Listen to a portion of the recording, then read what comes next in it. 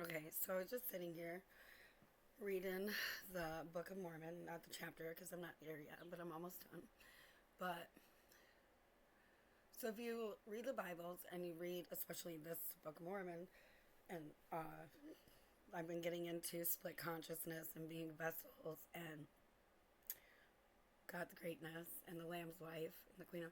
So okay, so again, as above, so below, and a duality. There has to be two, right? So male, female, up, down, left, right, light, dark.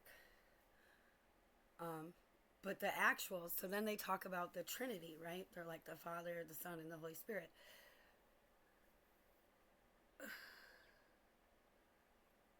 So we're all God's sons and daughters, whatever you. But again, if you understand, we were androgynous or embody both, which is why the world is a little bit messed up because fathers are less nurturing, even mothers are less nurturing, but more masculine. So everything is like flip flopped, right? We're separated.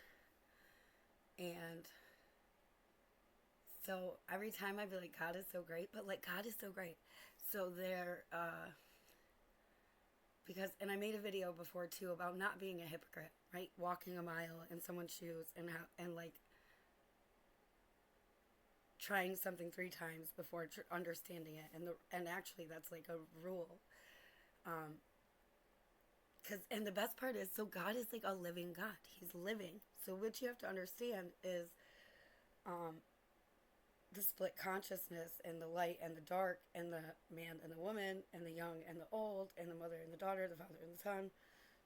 But the Trinity is about the carnal, the temporal, and the spiritual. Meaning, we all have an animal inside us or dirtiness in us because we're made from the earth. But then we're made with God, right? We have the divine spark. We have a spirit, a soul. And then the temporal is the mental, your thoughts, your perspective, your perception, your senses, because we are the transmitters and receivers for source, both in the male and female stage, the young, the old, the sick, the rich, the poor, the wise, the dumb, the blind, the crippled, the hungry, the thirsty, the famous, the unknown. So, but again, when I was talking about the spiritual rights too, and how a lot of them have been corrupted and tainted, and wiping out the power of the woman, the maternal lines, and being really like racist and segregated, like the princes and principalities. But so the real, so too, when I was talking about the veil being lifted, and skinwalkers, there's a veil walker. So like the timeline, somebody that can go in between every timeline in every place in every way, but not to be consumed by them. Because and again, I'm talking about the story in the story, and that how all the original story is all the Bibles, and that turns into Sleeping Beauty, slaying the dragon, the evil stepmother, the evil father, the evil child, but most importantly, like Snow White. So if you understand too, this it's interesting because there's like the Songs of Solomon, the love, and then there's like the 72 or the lesser keys and the keys of Solomon, which are like dark demonic. How this is again, oh, I just got it too. So he was the ruler of the demons. And the reason for this too was because he was capable of not succumbing to them or using them in a false way. And that's because that's what God wanted for us. So God, this is too.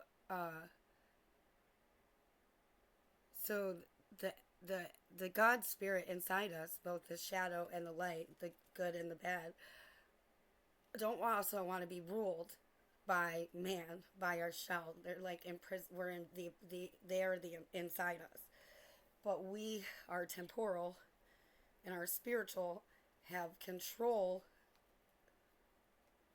well, our spiritual, we can choose between the carnal and the spiritual. So we can be the animal or we can be the spirit. We can be the man, which is just like the brain, the computer, the analyzer, the sensory receptors, whatever you want to call it, the real embodiment, the living God, so we can understand what it is to live. And again, in Snow White, she was pure, right? But she lived with the dwarves, and I can't remember how many dwarfs there are, but I'm pretty sure it's like seven, like the seven deadly sins, right? So, which is the embodiment of what he did, like sleepy, grumpy, happy, dopey, doc, the medical. So if you have to understand, and then there's like the big strong guy. I can't, well, whatever. You know their names, okay? But again, I just got so excited about this too. But this is the thing too, like, and then it's kind of funny too, because I'm like, oh, you know their names, but and it reminds me when I was a kid. Like my dad had a lot of kids, and he came from a family full of a lot of kids.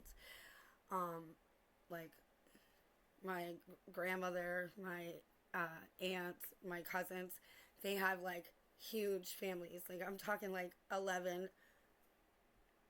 9, 10 kids, like all of them. Like again, just numbers, numbers, numbers. And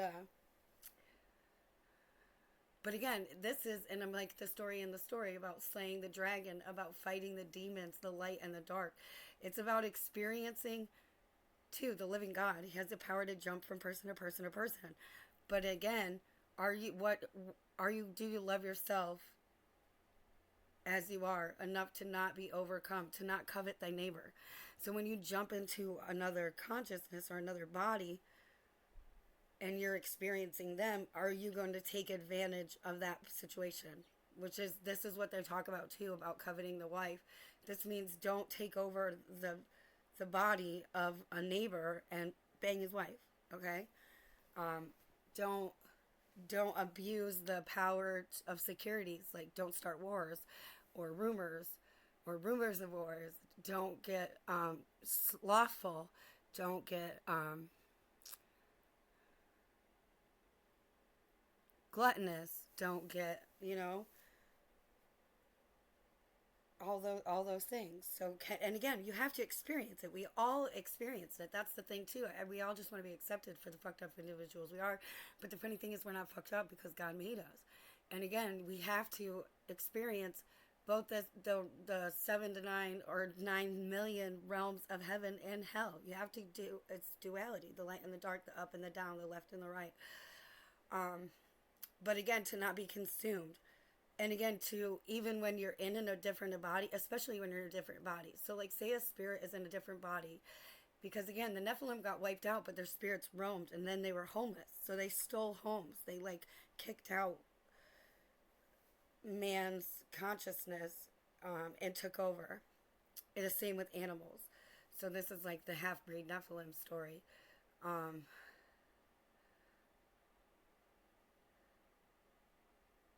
And this is the thing too about being of one race and one language, the language of love, and that there's one being that is able to embody all the nations and the light and the dark, both male and female, to make the one God. It's so beautiful. It really is.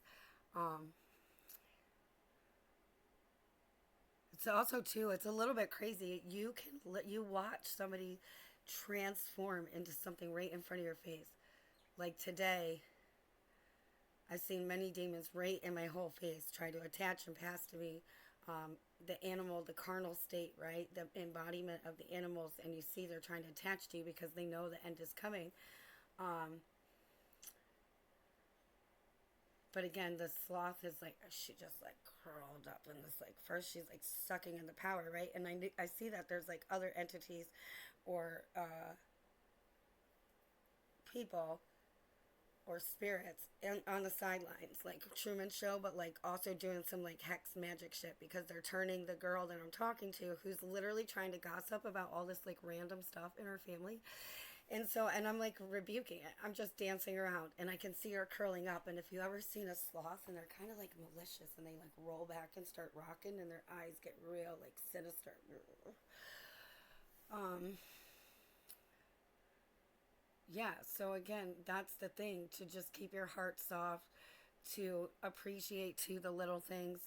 Um, because again, God, little things are big things, and God will provide them in the most amazing way and so subtle.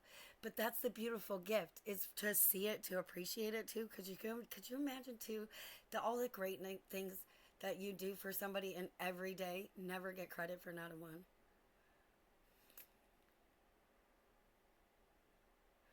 I was like, one year I just joked around about like, I'm gonna make a support group and get federally funded because of the abuse that slot machines get, because like everybody literally like beats them, kicks them, tries to manipulate them, screams at them, blames them for everything when they lose, but when they win they get to no credit. So I always thought that was like a thing that was maybe sad. And so imagine God is the slot machine, the jackpot, the real ultimate win of every rich and every desire you could have. And you're just beating it, screaming at it, blaming it, hating it, kicking it, trying to play it, manipulate the system or the experience. And then you say, and again, just blame it for everything and everything. But then when you get the jackpot, you take all the credit. It was like, yeah, I'm the lucky one. I did that. You know what I'm saying? Like how sad that would be, to be that slot machine and they get no credit. So, and God gets no credit, but He gives the best jackpots in the most amazing way.